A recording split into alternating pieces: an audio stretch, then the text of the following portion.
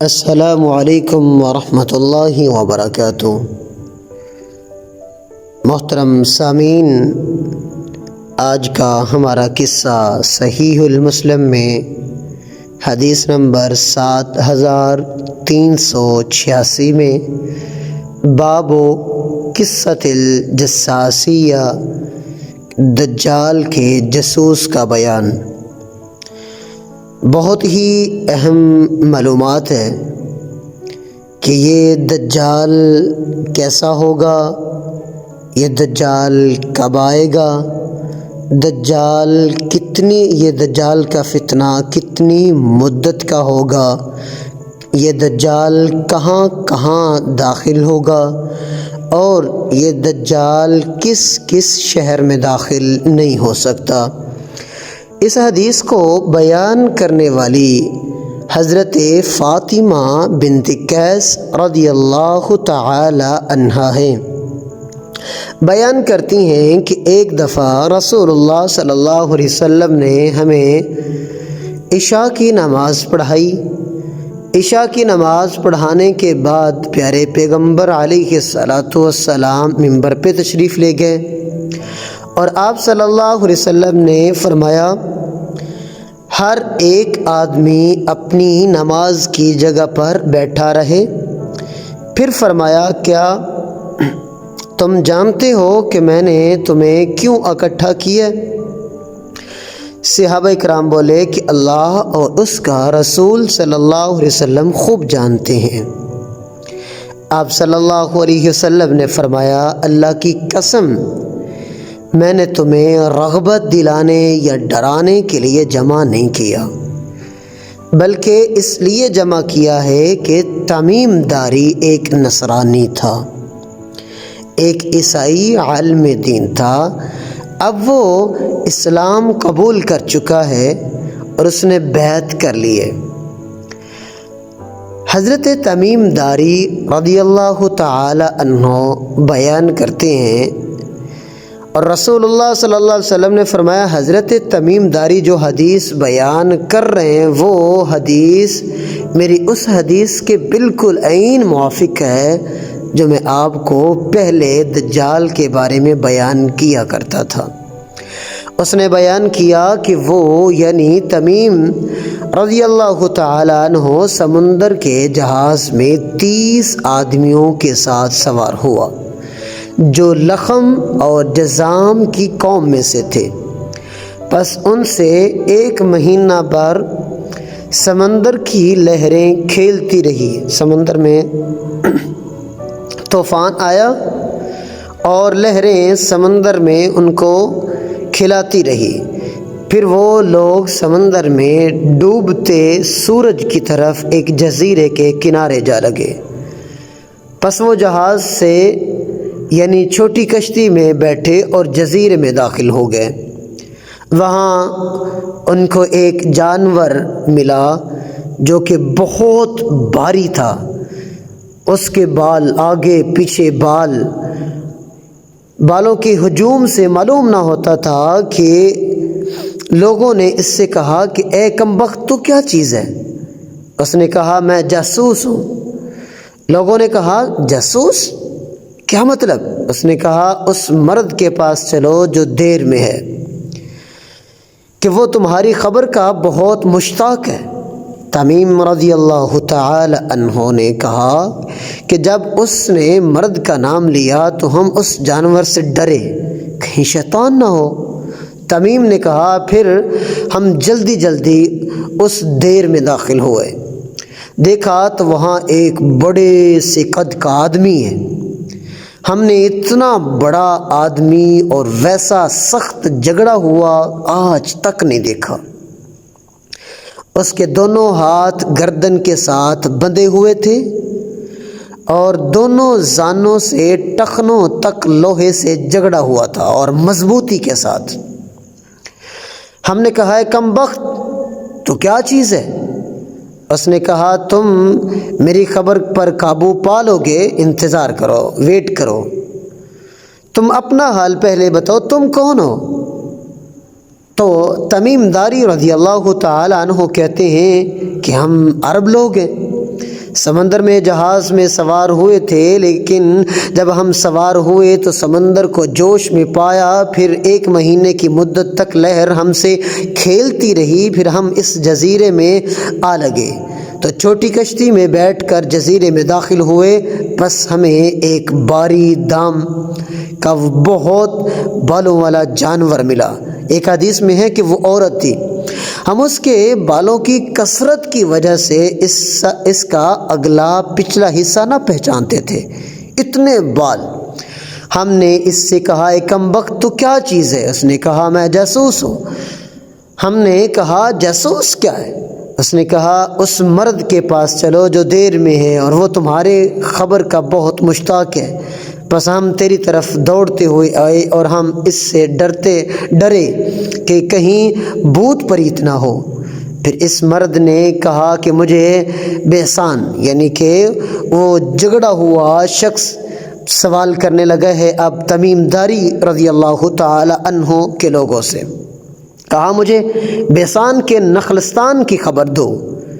ہم نے کہا کہ تو اس کا کون سا حال پوچھنا چاہتا ہے؟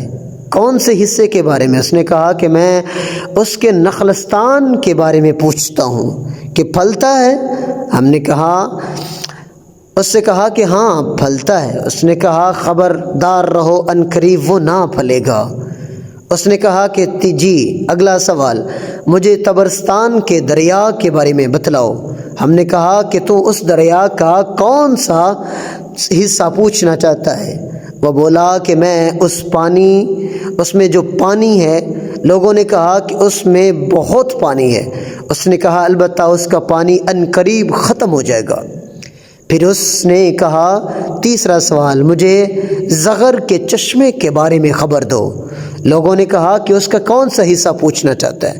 اس نے کہا کہ اس چشمے میں پانی ہے اور وہاں کے لوگ اس پانی سے کھیتی کرتے ہیں۔ سوال، ہم نے اس سے کہا، ہاں اس میں بہت پانی ہے اور ہاں وہاں کے لوگ اس پانی سے کھیتی کرتے ہیں۔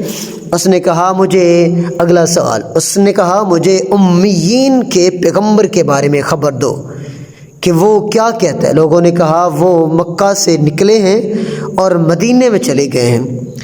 اس نے کہا کہ کیا عرب کے لوگ ان سے لڑے ہیں، جنگ کی ہے؟ ہم نے کہا، ہاں جنگ کی ہے۔ اس نے کہا کہ انہوں نے عربوں کے ساتھ کیا کیا کیا؟ ہم نے کہا کہ وہ اپنے ارد و گرد کے لوگ عربوں پر غالب آ چکا ہے اور لوگ اس کی اطاعت و فرما برداری کر رہے ہیں اور جوک در جوک لوگ مسلمان ہو رہے ہیں اور انہوں نے ان کی اطاعت کی ہے۔ اس آدمی نے کہا جو جھگڑا ہوا ہے، خبردار رہو، یہ بات ان کے حق میں بڑی بہتر ہے، لوگوں کے حق میں کہ وہ اطاعت کر رہے ہیں، پیغمبر کی تابع داری جو کر رہے ہیں وہ بہت بہتر ہے۔ البتہ میں تم سے اپنا حال اب بتاتا ہوں۔ اب وہ جھگڑا ہوا شخص اپنا حال بتانے لگا، کہتا ہے کہ میں مسیح دجال ہوں، میں دجال ہوں، اور البتہ وہ زمانہ قریب ہے کہ جب مجھے نکلنے کی اجازت ہوگی، پس میں نکلوں گا اور سیر کروں گا اور کسی بستی کو نہ چھوڑوں گا۔ 40 دن 40 راتوں کے اندر پوری دنیا پہ سیر کروں گا سوائے مکہ اور طیبہ کے، اور وہاں جانا مجھ پر حرام ہے، یعنی منع کیا گیا۔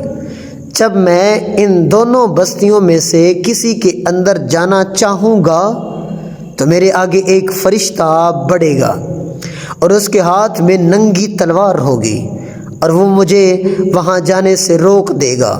البتہ اس کے ہر ایک ناکہ پر فرشتے ہوں گے جو اس کی چوکیداری کریں گے۔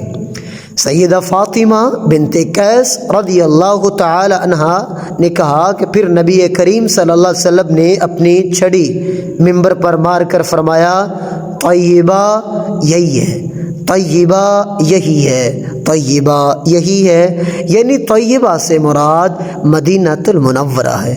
خبردار رہو، بلا میں تم کو اس حال کی خبر دے نہیں چکا ہوں؟ تو اصحاب نے کہا، نبی کریم صلی اللہ علیہ وسلم نے فرمایا کہ مجھے، اصحاب نے کہا جی ہاں اللہ کے رسول، آپ نے یہ دجال کی خبر بعینی ہی دے چکے ہیں۔ فرمایا مجھے تمیم رضی اللہ تعالیٰ عنہ کی بات اچھی لگی جو اس چیز کے موافق ہوئی جو میں نے تم لوگوں سے دجال اور مدینہ اور مکہ کے حال سے فرما دیا تھا۔ خبردار رہو وہ شام یا یمن کے سمندر میں ہے۔